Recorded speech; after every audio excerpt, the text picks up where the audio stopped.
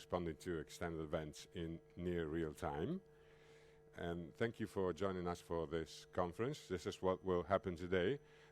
This is the schedule for the morning.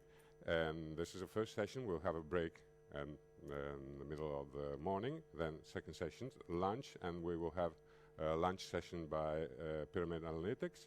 And then 3 sessions in the afternoon. My name is Gianluca Sartori. I'm an independent SQL Server consultant, SQL Server MVP, and I've been working with SQL Server since version 7, so a long time ago. And currently I'm working as a DBA at a famous Formula One company in Italy, the one with red cars and prancing horses. And if you want to follow my blog, you can find it at spaghettidba.com, and my Twitter handle is @spaghettidba. Okay, so what we will see in the next 90 minutes, we will have a quick overview of monitoring, or why we do some things with monitoring, and how we can extend that with extended events. We will go through the core concepts of extended events, even if this is an advanced session, because we will try to shed a new light on those core concepts. We will try to look at those concepts from a different angle. And then we will see the streaming API, how it works, and we will see some possible applications. And then we will also explore Extended T-SQL Collector, which is a project of mine. And basically it combines extended events and the data collector to collect data from extended events and save it to monitoring database. Okay, so let's go. Monitoring. Why we do monitoring? We all are monitoring our SQL Server instances, and we do that basically to answer questions. So the questions could be for troubleshooting. So the question would be along the lines of, what happened tonight at 3:40? So we have an ETL process that's running, which is overrunning. Usually it takes 1 hour to run, and then all of a sudden it takes 3 hours, and the developer or who's in charge of the ETL process comes at your desk and asks why the process took more than usual, and you have to have an answer for that. And the only way to know is monitoring. Other reasons why you want to be monitoring: you want to tune performance. So example of questions you want to answer: which queries consume most resources? If you're not monitoring that, you cannot answer the question. Or maybe you want to do capacity planning, so you want to know how fast your databases are growing. And the only way to do that is, again, monitoring. Or maybe you want to take a baseline of your performance.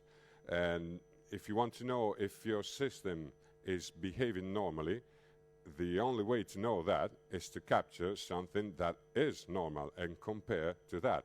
And that thing is a baseline, so you have to capture it in order to know if things are behaving normally. Or maybe you want to do some alerting. So what will happen is something goes wrong, and you want to be notified when things are wrong. So how you do your monitoring? The easiest way to do that is to buy a commercial product. So there's lots of high quality products on the market to do exactly that. You can go to SQL Sentry, Redgate, SolarWinds, Dell, or whoever you prefer, and they have solutions for monitoring. They cost usually a lot of money. So just to give you an idea, it's 2,000 euros for a single instance. I don't know how much is that in GBP. You can do the math. But again, it's big money for a big value. You could also go on the internet for open source or free tools, and there are some, but usually they are incomplete, or they were built by somebody who was trying to solve a particular problem. He solved it, published the code, and never looked back. So if you want to solve a different problem, you will have to fiddle with the code. So it's not something you download, install, and that's it. And you could also decide to build your own solution. And, well, if you compare how much that costs to what a commercial product costs, you will easily notice that the cost of doing that all of yourself will be much more than buying something from the market. Your time has a cost. So you will probably have a better chance with a commercial product. Different mix solution could be using some of the SQL Server built-in tools to monitor not the whole system, but just what you want to monitor, so the exact problem you want to solve. So you will have some tools in your hands, such as SQL Trace or event notification alerts, extended events, and the data collector. You can combine these solutions to build your own monitoring solutions. And in this, we will see how we can use these tools built in SQL Server to achieve that. So before SQL Server 2012 arrived, we could have basically two possibilities for monitoring. We could be pulling some information from performance counters or DMOs. So basically, when you install SQL Server, you have your performance counters installed in the system as well. You can be polling those counters regularly and see the numbers you get. You record those numbers and you save them to a file, a database table, everything that works for you. And so you have some performance counters for the operating system and some performance counters that are specific for SQL Server, and you can be polling those regularly. Other things you could be polling are the DMOs, so dynamic management views and dynamic management functions. So they expose lots of information, and you could poll that information regularly and save them to a table. If you want to capture everything that happens on your instance, you have to rely on SQL Trace. And that's what we had in our hands until SQL Server 2012 arrived. So SQL Trace allows capturing all the events that are defined in a trace, and all these events go to a file, and you capture all the events to that file. With extended events, we have a new possibility. It is meant as a replacement for SQL Trace, even if it was introduced in SQL Server 2008. In 2008, we didn't have a complete replacement for SQL Trace because we didn't have all the events available in SQL Trace. We didn't have all the columns we had in SQL Trace exposed in the events. And so really, it wasn't a real replacement until SQL Server 2012. It is a lightweight event capture infrastructure, so it has a lower performance impact on the instance compared to SQL Trace. And also, it is hooked deep inside SQL OS, and it allows capturing some events that are not available in SQL Trace. So let's go through the core concepts of extended events and see what we have. So the core concept number one is the event itself. The event is something that is fired by SQL OS when a point in code is reached. What does it mean? That inside SQL Server's code, there will be some places where the developers put a call for raise an event. And that event tells us that that particular point in the code has been reached. And all the points that are important for us will have that call to raise an event. And also, when the event is fired, it will contain a payload, some information about the state of the system when the event itself was fired. And this payload is the fields. So all these fields will contain values that describe the state of the system. We will also have some additional fields that are called actions. They are not really available in the event, but we have to do some additional calls to external functions to gather those information that we want to put in the event through actions. Then we have the session. The session is what defines what we want to capture. So when we set up a session, basically we decide which events, which fields, and which actions we want to capture. And that's the session. And then we have the target. The target is what actually consumes the events that we capture with the session. And we have several types of targets for different applications. So it depends on what we want to do with the session, which kind of target we will choose. We can attach multiple targets to the same session. So we could be writing to a file, to a ring buffer, to whatever we decide is appropriate. And also, we could define a session without attaching a target at all. So we could have a session with no targets attached.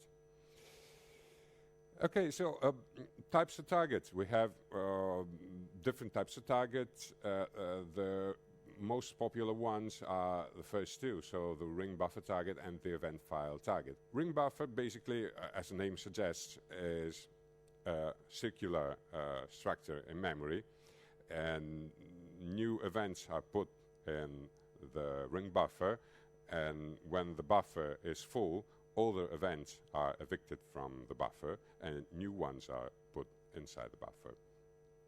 So it's useful when you have to record for a short time some events and you want to keep them in memory readily available.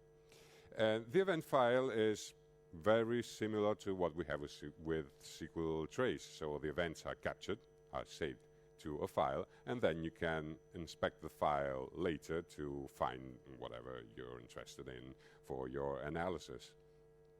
And then we have some special targets that we will use in special situations. So, example, we have the event pairing. This is used for events that usually come in pairs. So, example, lock acquired, lock released. And when you use this event pairing target, you can identify those events that have pairs that don't match. Then we have the event tracing for Windows. This is used to combine information that comes from SQL Server with information that comes from Windows. And you can combine the two with this ETW target. Then we have some two targets that are used to count events. So we have the event counter, which basically counts all the events in the that come to the target, and the histogram target that is used to group the count that we do on the events. So we can use one of the fields or the action as a grouping field for the count. And this is the URL when you will find the description of all the targets. Okay, great. So we're all covered. We have targets for whatever we need. Well, actually, something is missing, and there's no target for alerting. And there was a request for adding it through Service Broker, and here is where you will find it on Connect, and it was closed as one fix. Surprising, isn't it? And why Service Broker? Because Service Broker was what was used by oh my God, the counterpart with SQL Trace, which is event notifications. So this is the reason why Service Broker was asked. So what can we do since it was closed as one fix? Possible solutions. We can post-process the target. So we can save to a file and later go to the file, see if the event we're looking for is there, and then do some action in response to that. But it's not fast enough. The file will be available after some time, so it's not good enough for alerting. We could poll the target for changes, but that's really ugly, so I don't like that solution. We could use something else, so we don't have to use extended events. But some events are available only in extended events, so we will try to find a solution for that. If you decide to use something else, you have alerts, so the SQL agent alerts, they still work, or you could use event notifications. You will have most of the events that are in extended events available for SQL Trace and event notifications as well. Well, maybe there's a hidden target type that will help us in this regard. So how many of you used the watch live data window in extended events? Most of you. And have you ever wondered, how does the thing work? It displays events as soon as they happen, so it must be hooked to somewhere.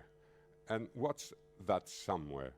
If you take a look at this DMV, sysdmxc session targets, this describes all the targets hooked to active sessions. When you have the watch live data window open, you will see that something turns up.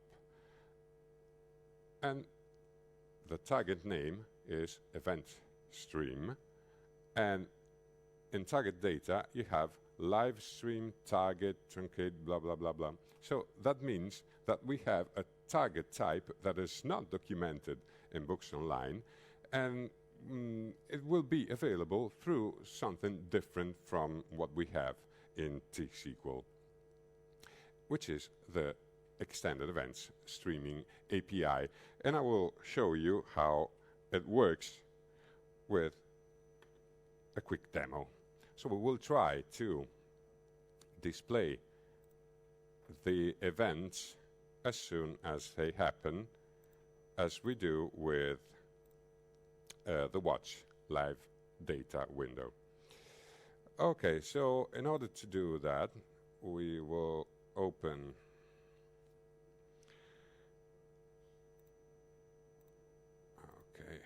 a connection to SQL Server 2014, and then we have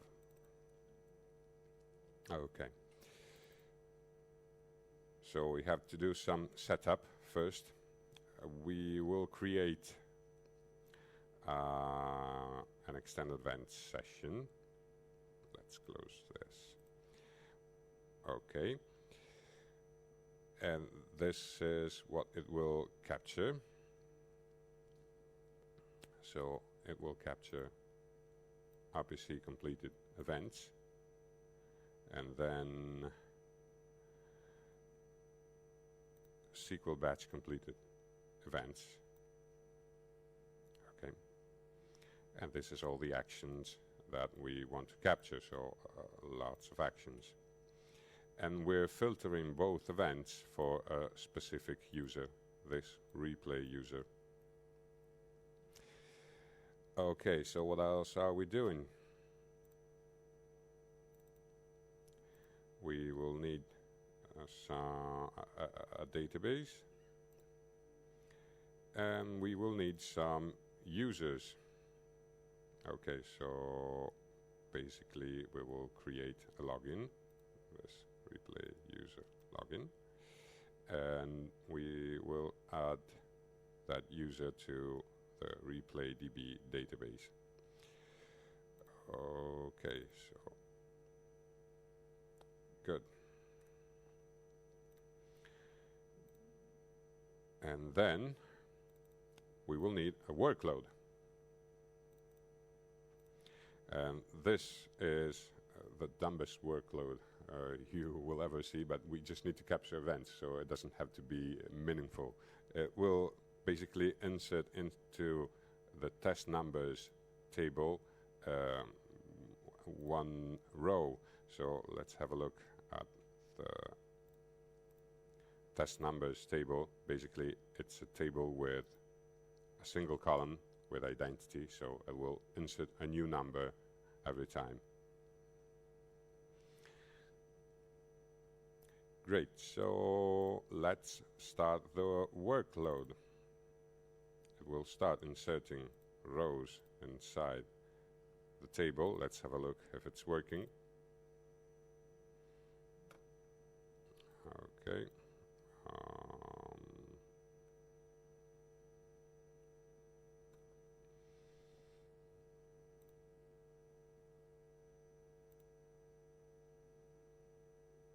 Okay, it's working. So as you can see, the numbers are going up. So here we have these numbers that are getting inserted into the table. Okay, so if we have a look at extended events, here we have a session.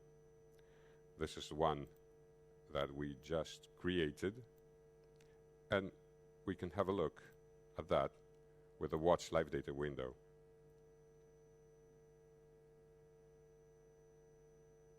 Okay, as you can see, we have the events that are showing here in the watch live data window. Let's try to do the same thing using the streaming API.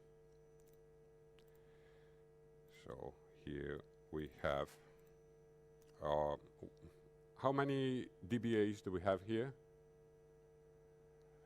How many developers? Okay, so warning, I will open Visual Studio. Don't run, don't panic.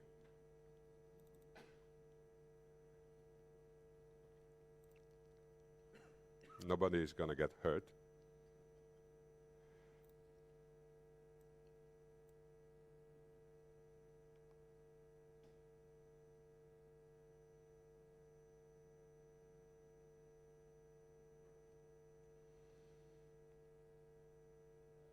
Okay, so what do we have here? We have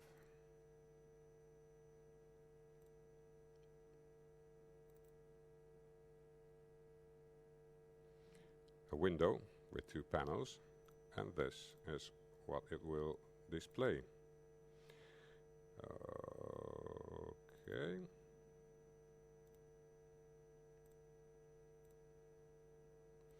Cool, so let's start this project and let's see what it does.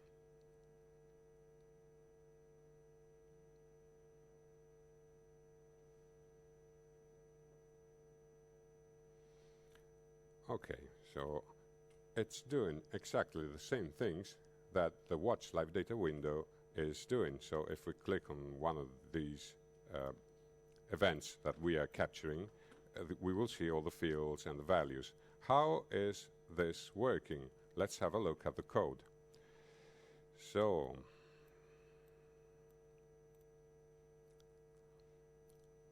first thing that it's doing, it's using a connection string to connect to the instance. So no surprises here. It's a normal connection string. And then what it does is it instantiates this object, and the name is queryable x event data. And this, in the constructor, takes a connection string, the name of the session you have to connect to, and then two constants, event stream, this one, that tells that we are attaching to an event stream instead of an event file. This same API can be used to open event files, and do not cache. And then, very, very simple, for each event in the stream, do something. So basically we can enumerate the events that we have in the stream, and we can do something in response to each of the events that we capture. And then what are we doing? In this case, we call this add row, passing this object, published event. Let's have a look at what add row does. Add row simply adds a row to the top panel, this one. And then this is what we have in the second cell. So one of the properties is a timestamp of the event. And then when we click one of the rows here, we are filling this panel with information. So let's have a look at what it does. Okay, so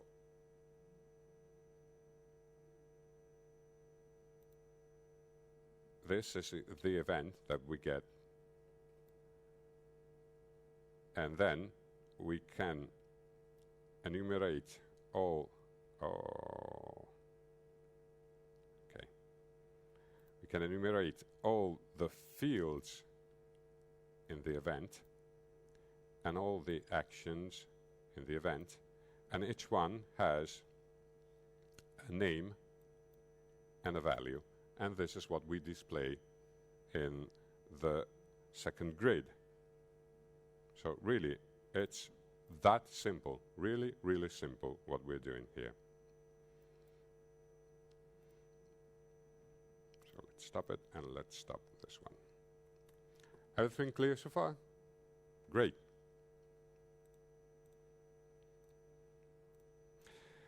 So what we have seen, we had some events that showed up in a queue, and we could process those events. No XML shredding. So, I mean, no XML shredding.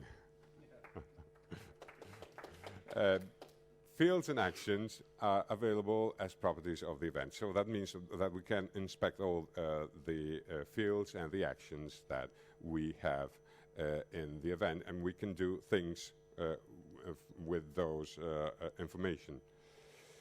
And possible applications of the streaming API. Well, we could watch events as they occur, but I suppose that you have better things to do than watching events that show up in grids in a screen. So more meaningful things you could do. You could perform some actions in response to an event. What kind of actions? You could send an email or do start a job or things like that. Have an alert when specific events are raised. Obviously, it doesn't make sense for all the events. So with extended events, we can capture events really deep inside the SQL OS. So it doesn't make sense to fire an alert for a lock-acquired event. You will want to capture events such as deadlock or a long-lasting blocking, things like that. You could save events to a target database. The events that are meaningful for you, you could take those from the stream and save them to a target table. So here what I will show you is a proof of concept.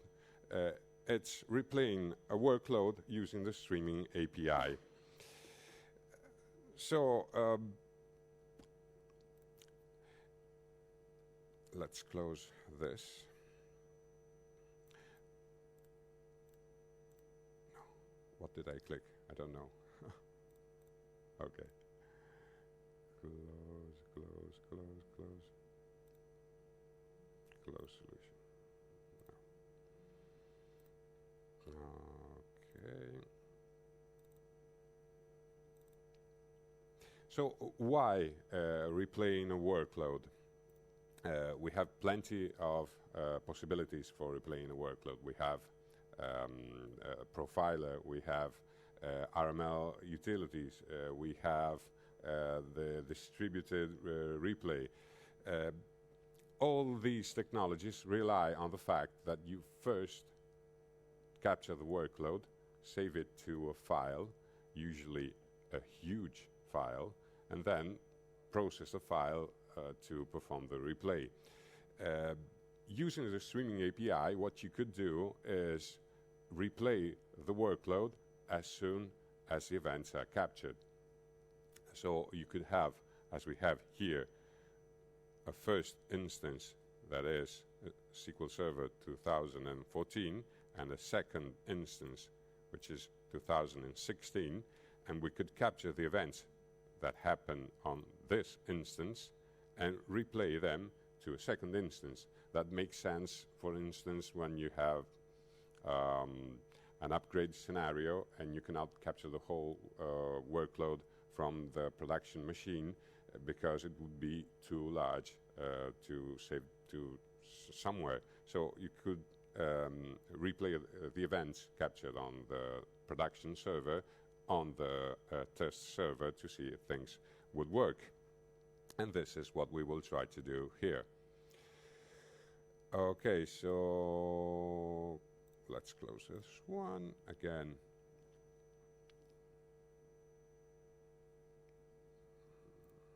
This is what we have here.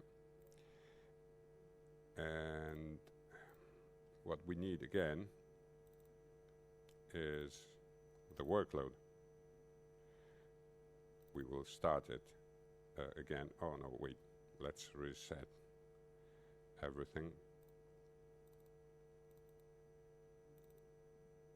Okay, and then let's have a look at the code first. So in this case, again, we will need connection strings. So this is for the source server, and this is for the target server. And then what we do here is we do some initial preparation, and then we process events. Process events does exactly this, what we did before when we were displaying events. So we instantiate this object attaching to the source server, and then we process the events as soon as we capture them. Replay single event, what will it do? It will capture the events and then extract some information from the events. In this case, we will capture the database name, so this is it. And then we have to capture the command text. In case of RPC completed events, it's a statement field. In case of SQL batch completed, it's the batch text field. And then what we will do, command text, very easy, we will attach with a connection to the target machine and execute the command. So really, really simple what we will do here. Let's see if it works. Okay, so we just have to start this.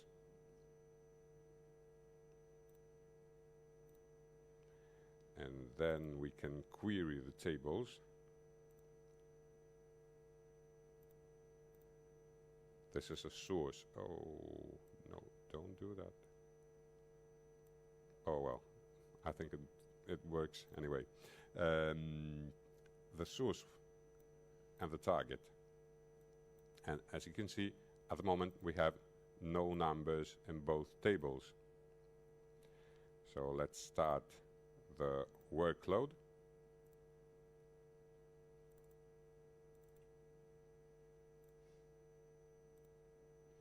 and we should be seeing numbers flowing from the first to the second table, and this is what is happening. So this is a bit behind, obviously, because the events first happen on the source and then happen on the target. So it's a bit behind. You had 24 here and 18 here, but the numbers are flowing from source to the target. Okay, everything clear so far? Great.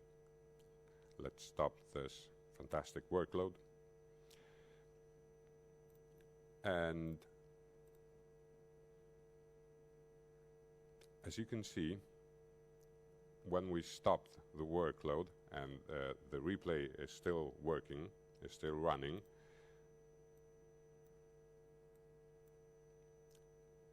it didn't catch up in the end. We will get back to that later, but it's one of the things to be aware of.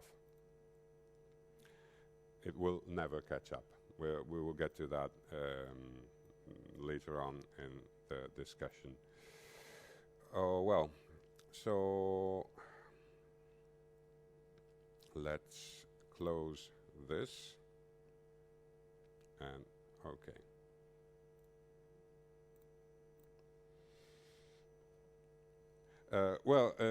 To be a complete replay solution, it misses a couple of things.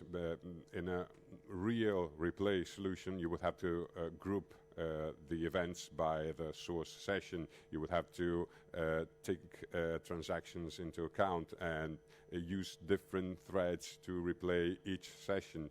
But as a proof of concept, you can see that it could work. So it's nice, but it's not available in the T-SQL realm. So we had to open Visual Studio.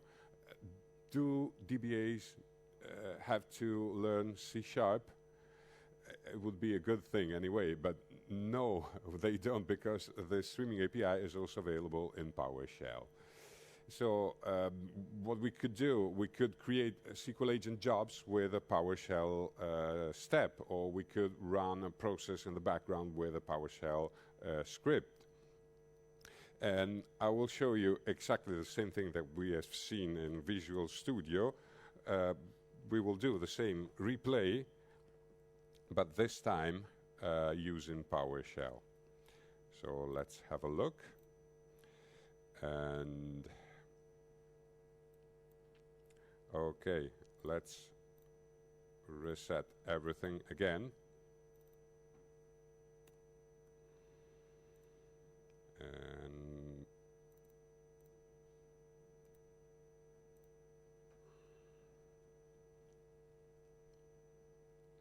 okay, so this is the PowerShell script that does exactly the same replay thing.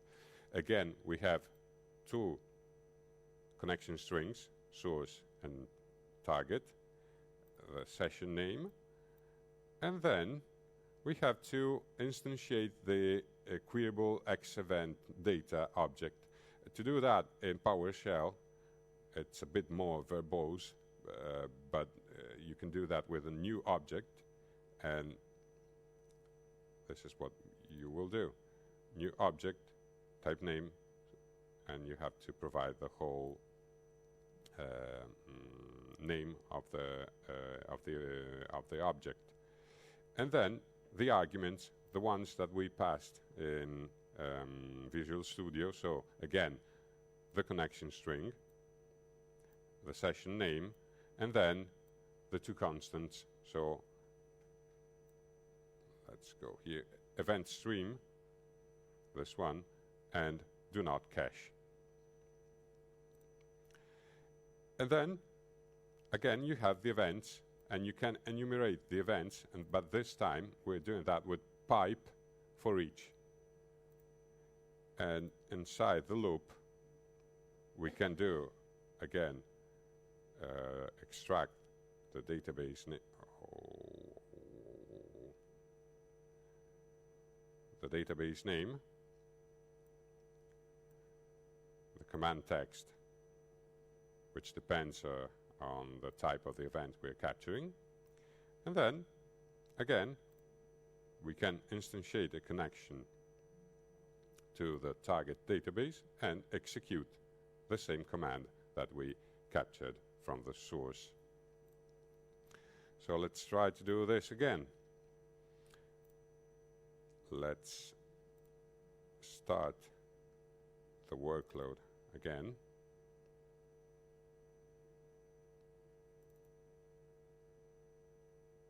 Okay. And then we have to replay. So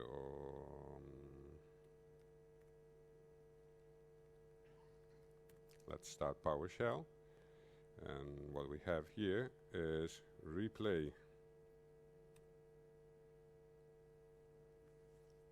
So what it's doing, it's attaching to the session and replaying the events captured in the session. Let's see if it's working. So we have 40 and 8, and it's working. 47, 15. So the numbers are going up again. So let's stop this. Let's stop the workload.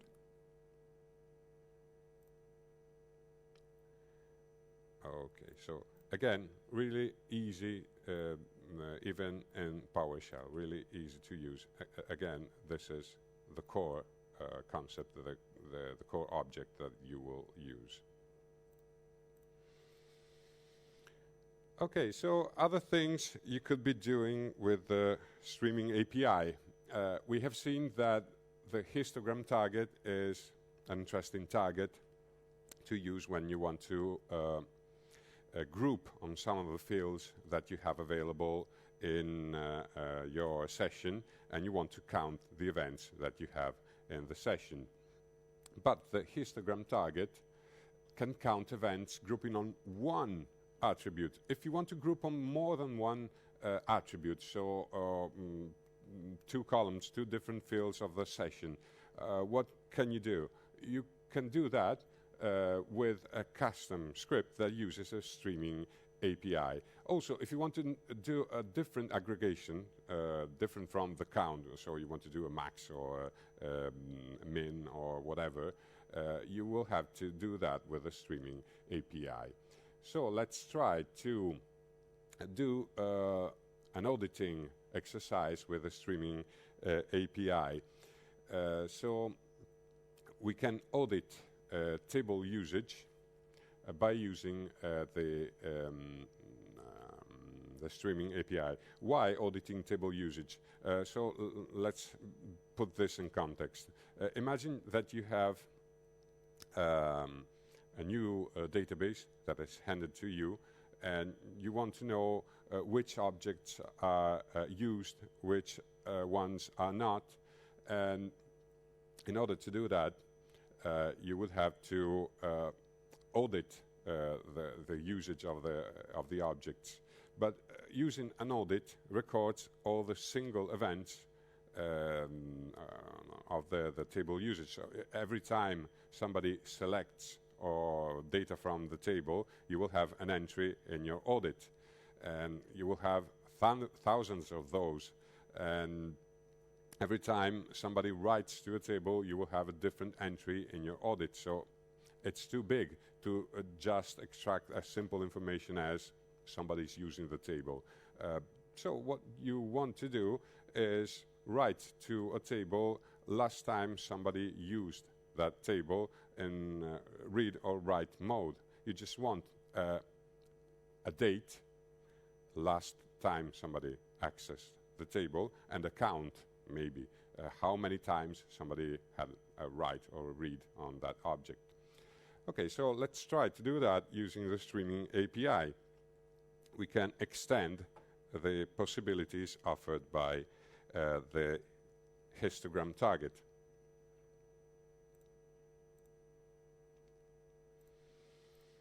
Okay, so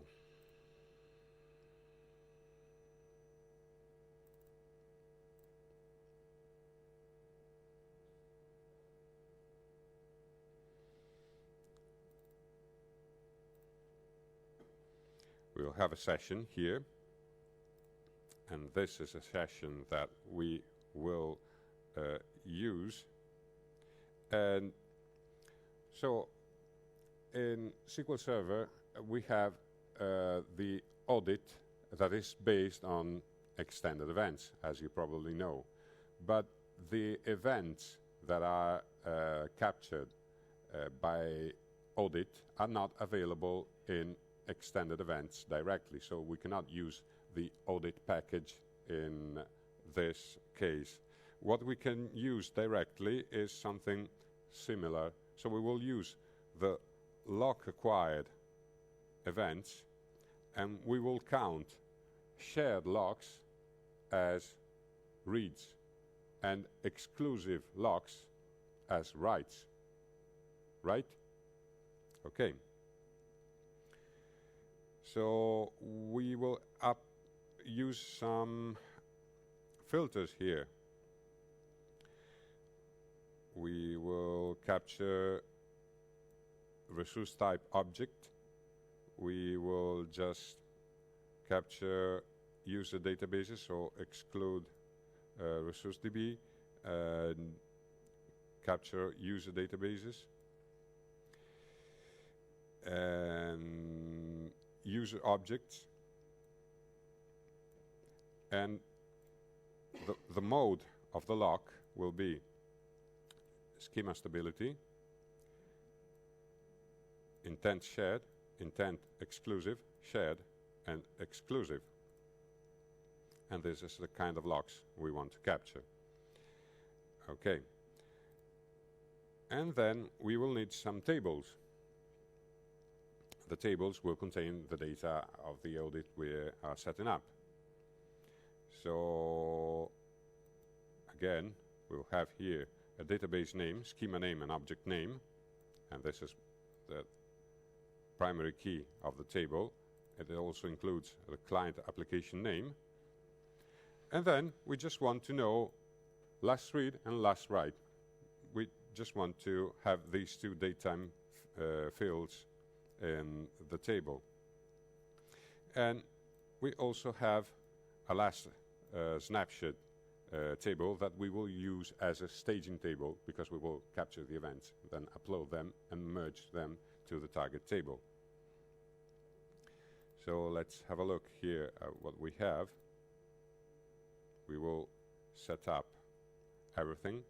It just created the session and the tables. And then we will run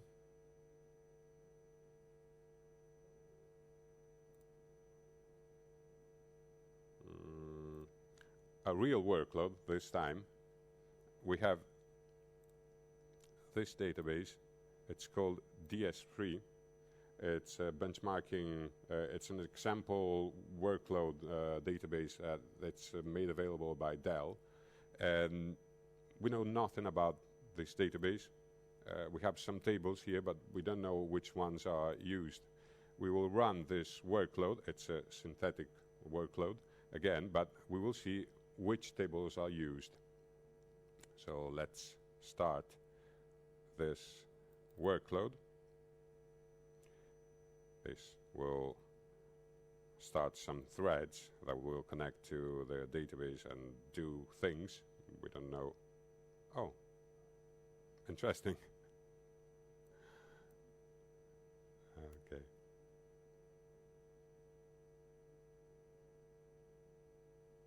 Let's try again. Wait.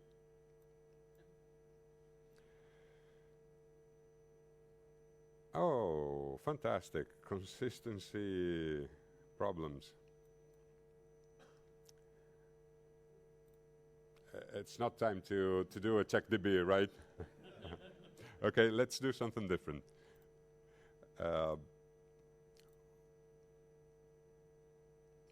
Let's do something different, but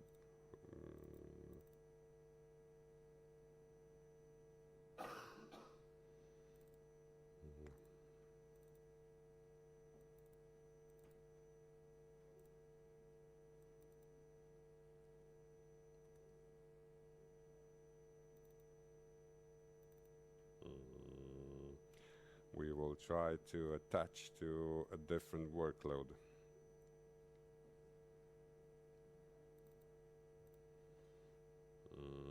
So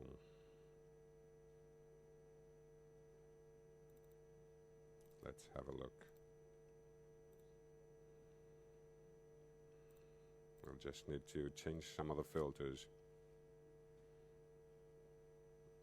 Let's have a look at the filters we have in the session. We'll just have to... Oh no, it's working. So it has no filters for a particular application, so it will capture everything. We could use a stupid workload that inserts numbers. So let's start this one. It's working, and let's have a look at what the script does in this case. So let's open this.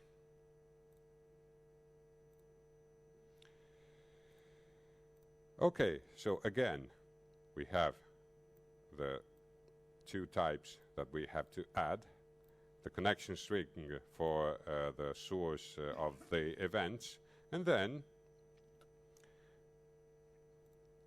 this will create a hash table of all the object IDs. We will use that to look up the names of the objects. And then we just have to, here it is, hook to the session. So again, a queryable X event data, and we will attach to the session name that we set up, and again we will loop through all the events, and we will capture database ID, client application name, object ID, and the mode. And then we have a cache. This cache is the cache of the object IDs that we captured before. And then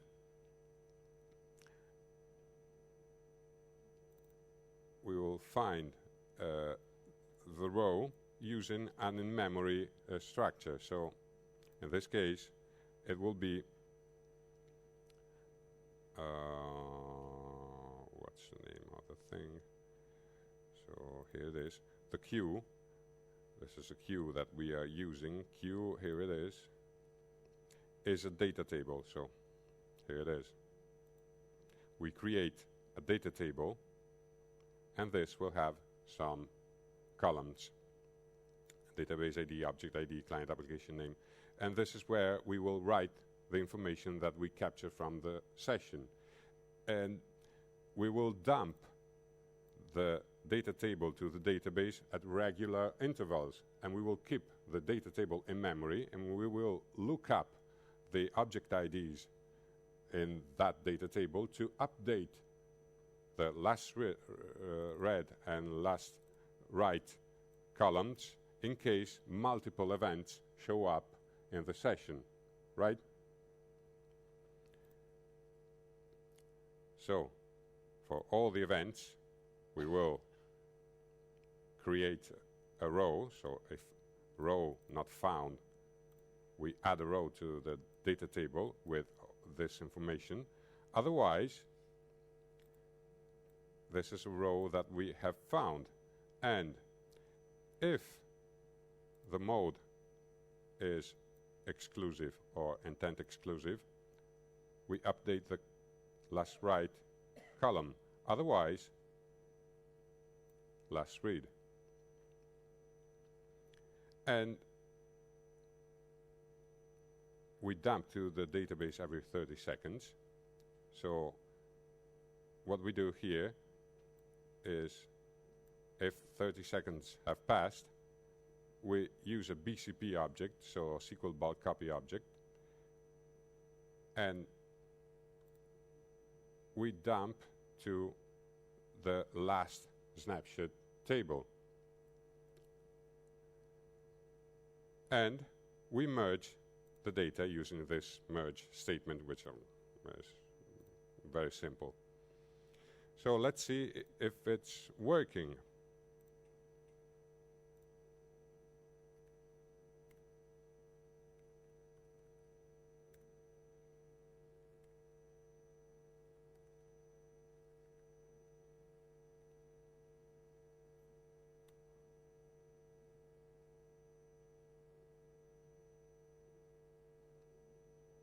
No.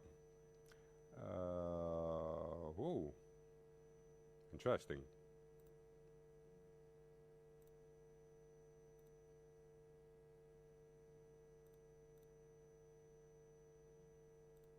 I think I broke it. SQL Server logs.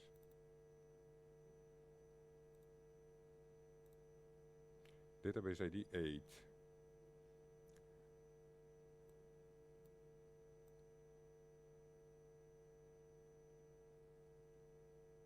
Well, that's not good. Okay, I will have to recreate it. Which one is database ID?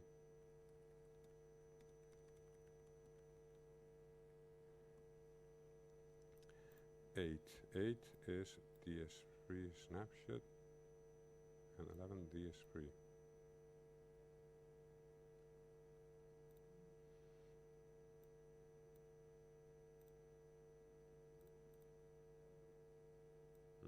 I see.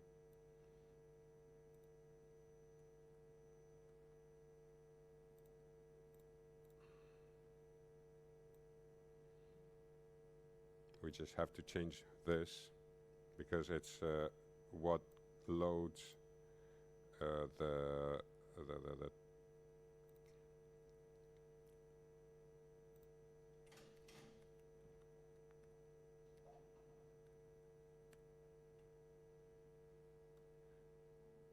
let's add a filter.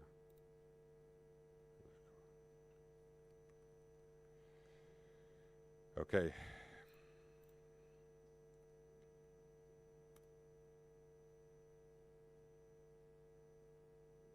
Wait.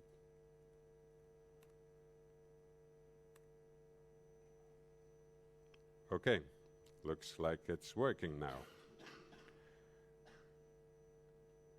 Let's have a look at the data it's collecting. So we have the tools database, which is a target for this auditing, and we have the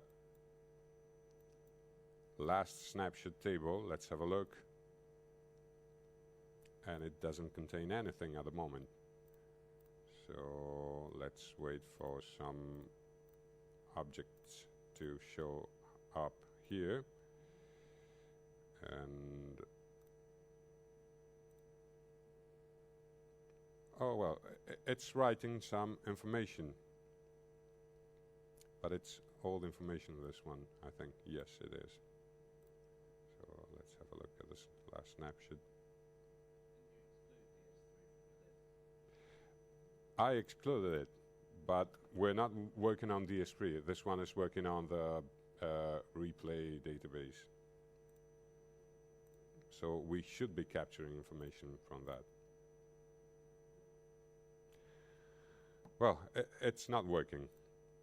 And also, well, what I wanted to show you here is something I don't know if I will be able to show you now because it's not working on the database, the workload I wanted to run. But let's try to see. Anyway. Yep. It's waiting 30 seconds, but it's not.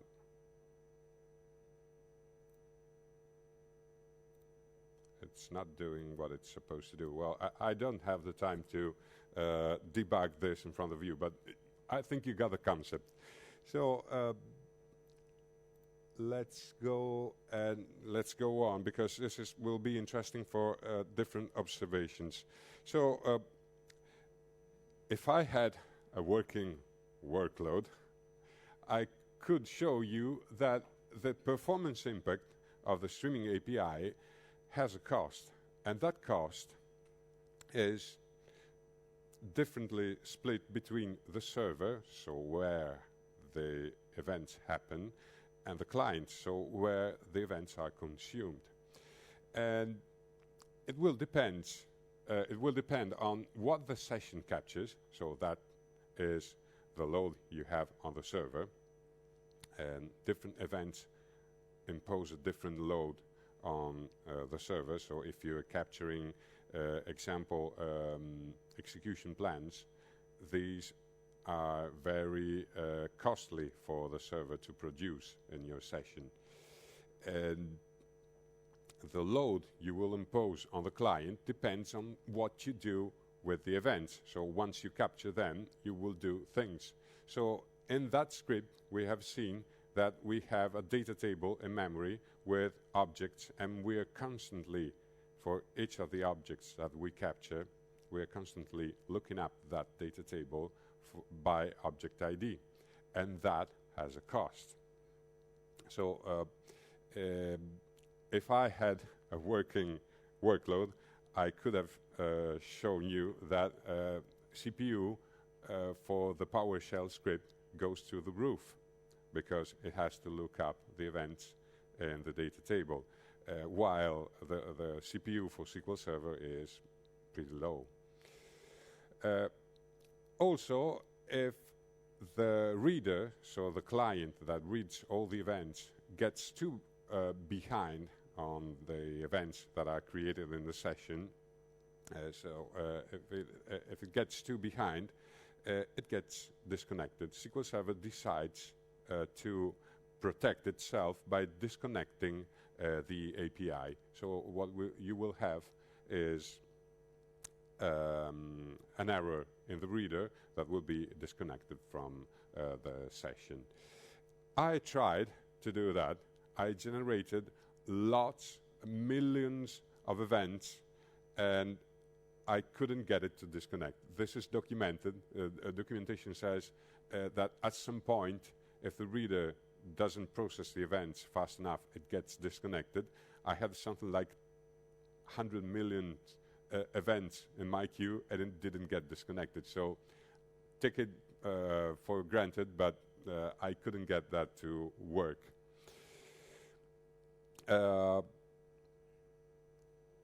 If I had a working workload, I could show you here different solutions for lowering the client-side impact of the script. So I could try to fix it. Let's drop this first.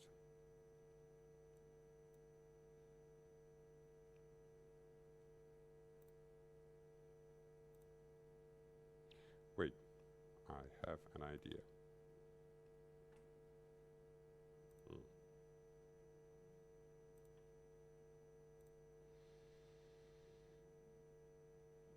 I will try to revert to this snapshot if it's working, but I don't think so. Oh, maybe I have a backup.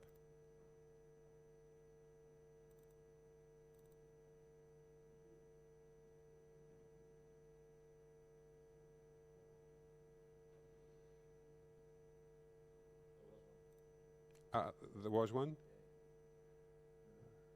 Oh, here it is. Okay. Let's try to... okay, so...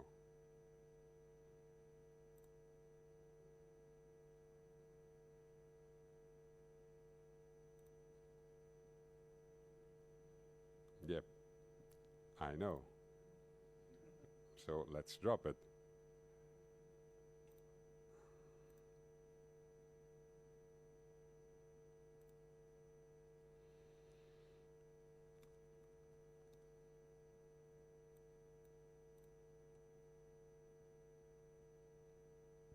Okay, by who? By me.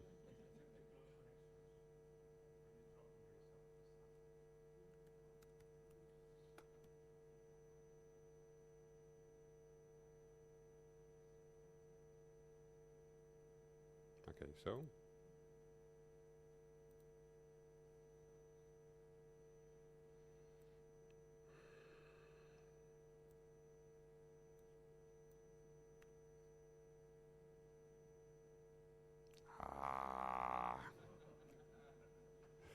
Okay, it gets tricky to troubleshoot in front of you while we're also recording it. Okay, so let's try to do something different.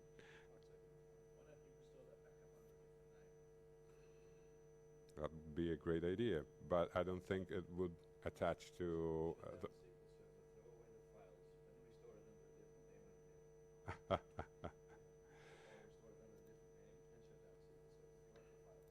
Hmm.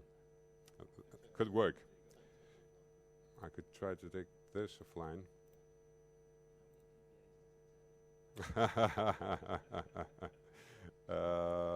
Take offline. Hey, it's offline. Whoa. Hmm. I don't think it. Hey.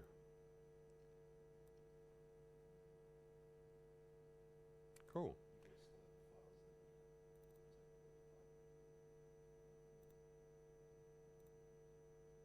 Oh well, I will just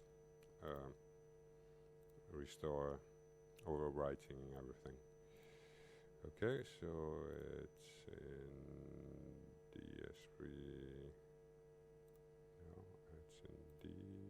Restore DS3. Okay, okay.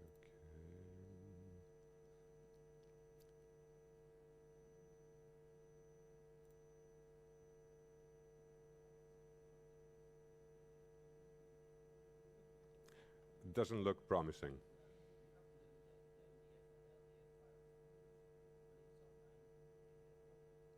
Yep, but I could overwrite them.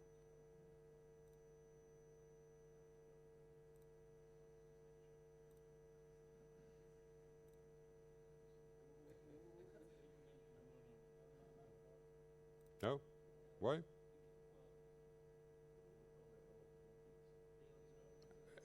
It's all for this database, really.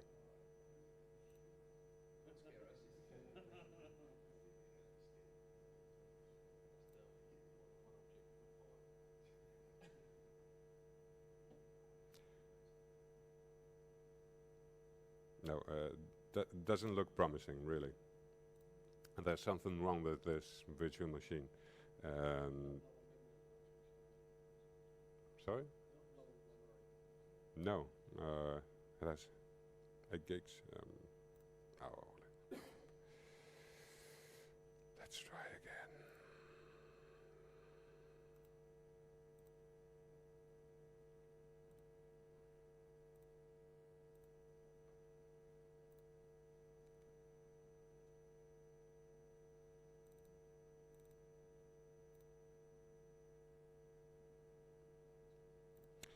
I think there's something wrong with the disk.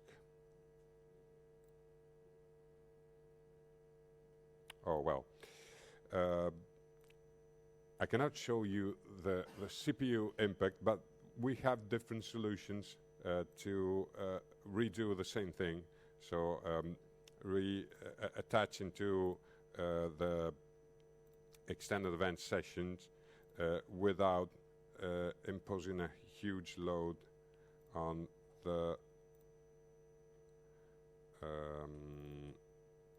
client. So one possible solution could be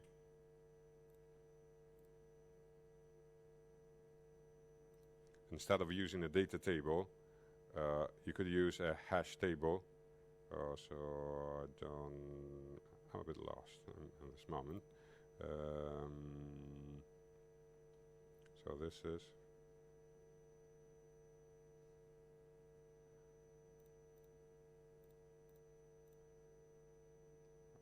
okay, this is one that I already showed you.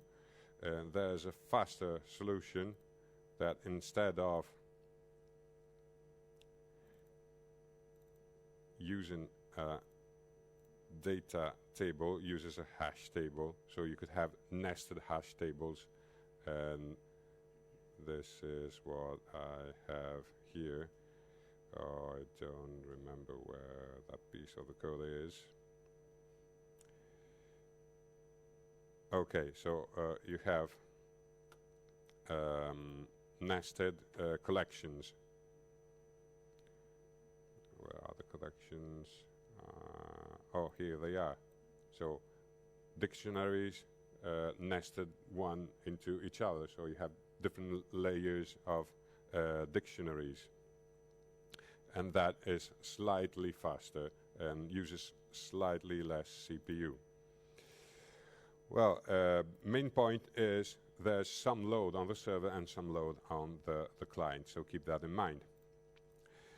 We cannot do that, we cannot do this. So some other gotchas, some things that we mentioned but didn't explore completely. So the events are placed in a queue. So when you process these events, you read in them from the queue. And that queue lives somewhere. We don't know where exactly because it's not documented. And sometimes, as we have seen with replay, that queue doesn't get flushed. So the events are stuck somewhere. And the only way to push out the events from that somewhere is having more events captured, placed in the queue. Those events push out the ones that are stuck in that queue. And there's no way, no official documented way to control that. And the dispatcher latency on the session has no effect on this. And my suggestion could be to add to your session some event that happens from time to time. So checkpoint or something like that. And it happens regularly and it flashes, it also flashes your queue. And okay, so other things you could do with the streaming API, you could capture some events and save them to a database table, as we have done with auditing thing. And so saving some information captured while monitoring an instance and saving it to a database file, it sounds familiar. It's what the data collector does. So in order to use the data collector with the extended events streaming API, what we need is a specialized collector type that we will use combining extended events with the data collector. How many of you use the data collector? One. Okay, that's one more than last time I asked. And the data collector is not very popular because it has its quirks and it's not a complete solution. And one of the things it misses is a UI, and it misses the ability to alert on some of the data that we are capturing. And with this project, the extended T-SQL collector project, we try to close that gap and add some information, some new abilities to the data collector. So it provides a graphical user interface to interact with the definition of the collector types, collection items, and another thing that you are capturing. And it also incorporates two new collector types, the extended T-SQL collector type and extended XC reader collector type. The first one allows capturing LOB data. With the standard data collector, when you try to extend it by creating your own collection items, if you try to capture LOB data, it won't work because it uses an intermediate format when it writes to the cache before uploading to the target server. And that intermediate format is the SSIS raw file, which doesn't support LOB data, which is pretty unfortunate since most interesting data in SQL Server for DBAs is stored in XML, which is LOB. So what you can do here to overcome this limitation is using extended T-SQL collector type. It uses a different intermediate format, which doesn't rely on raw files. So you can capture XML and varchar max and that kind of things. Also, we have a collector type that can attach to extended events session, and using the API reads data from the sessions, reads the events from the sessions, and it can write that information to some target tables in the management data warehouse database. It also offers some alerting facilities. So when some interesting event is captured, you could fire an alert. It's free and open source. You can find it at Codeplex. I'm not one of the cool guys on what's the name of the thing? GitHub. Yeah, I don't even know the name, so I'm not cool. I'm on Codeplex. Okay, so here I will show you how the thing works. Okay, so when you install it for the first time, you have to do some initial setup. So you need to use this, which is the graphical user interface. You just have to tell to which instance to attach, and then you have the UI. You have the list of the collector types, and the first thing you will do once installed, you have to install the collector types to the target instance, and you do that with this button, and the outcome is that you will have these two collector types in your instance. They will be added to the ones that are built in. These ones are what you will find in a vanilla SQL Server installation. And then we have some collection sets. These are the system ones that you have in data collector, so disk usage and query statistics, server activity, utility information. This is the one used by the utility control point. How many of you know what utility control point is? One. That's one more than last time I asked. And then we have a special collection set here for monitoring blocking and deadlocking, and it captures blocked processes and deadlocks using the streaming API. Let's have a look at how it works. So we have this collection set, and this is some information that is available even on the built-in SSMS properties window, but here it's also updatable.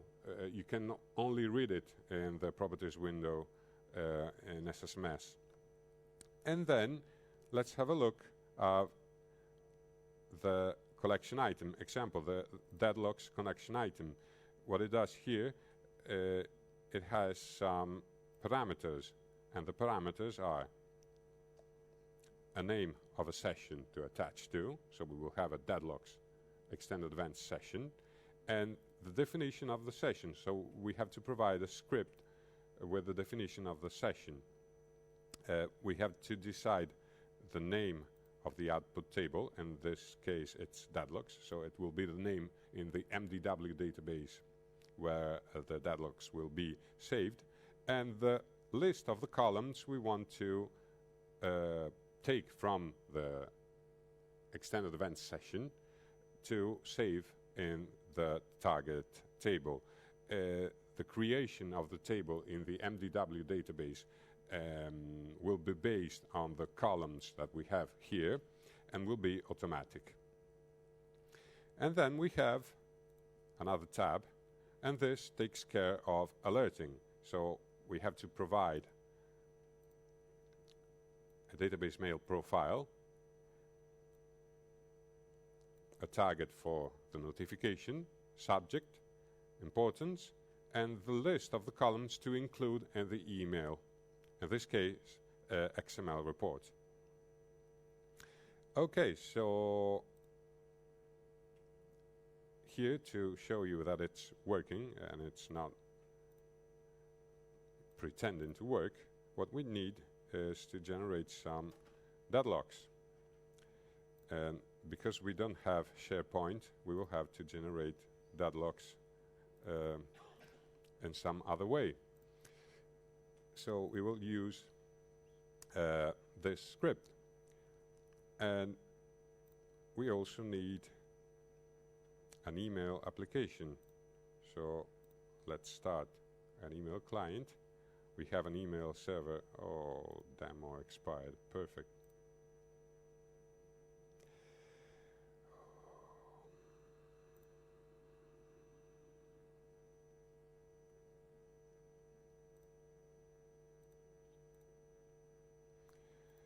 Okay, so let's generate some deadlocks.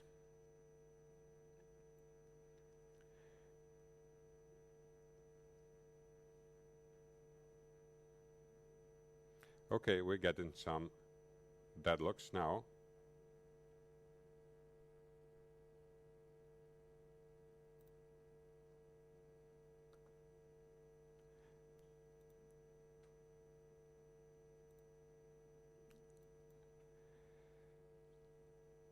And the deadlocks should arrive here, but since the client expired, they are not arriving.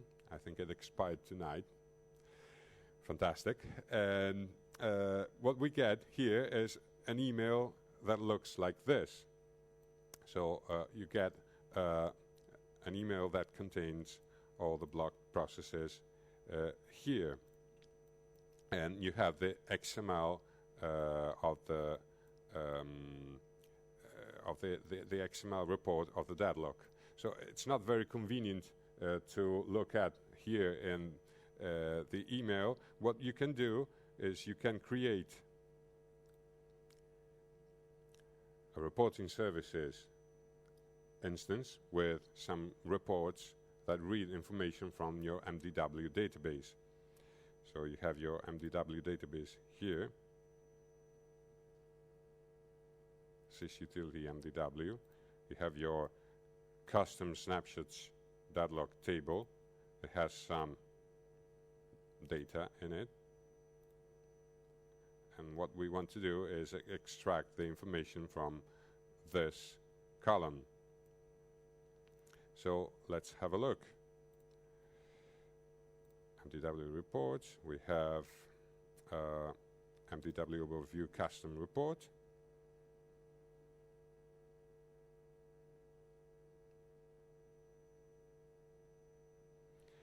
And we have all the collection sets available here. We have one report for deadlocks and block processes. I will have a look at the deadlocks here. I just have a summary with a count. I can see all the deadlocks here. And this is the deadlock graph. If I click on the time, I can download the XML report.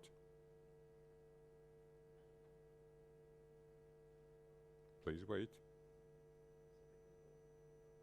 Yeah. Okay, refused to work. So many things that don't work today. Fantastic.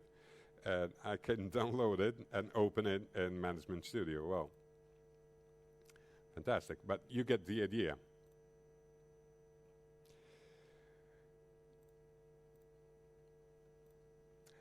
Okay, another thing you could do, you could open event files using the same API.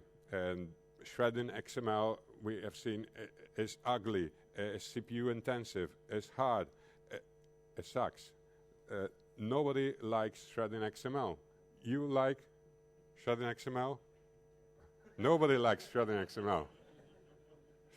Okay, so let's have a look at how reading XML files with the API works.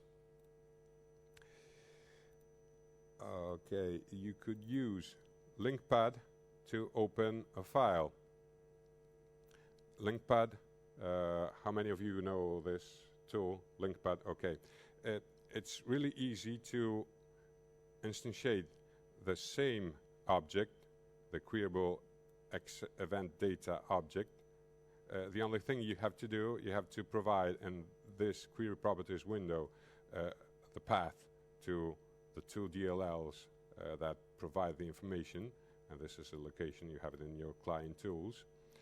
And you just have to open the file and then dump all the events in the file. So if we run this, we obtain this, and we can explore the data that we have in the file.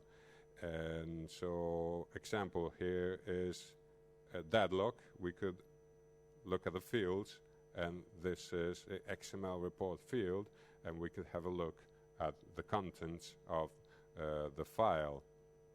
So really, it's really easy to do that. And another thing you could do, you could be extracting all the deadlocks from the file as saving each deadlock to its own file. So let's try to do that. We have a PowerShell script here, and what it does, it uses the API, again, same object that we used before.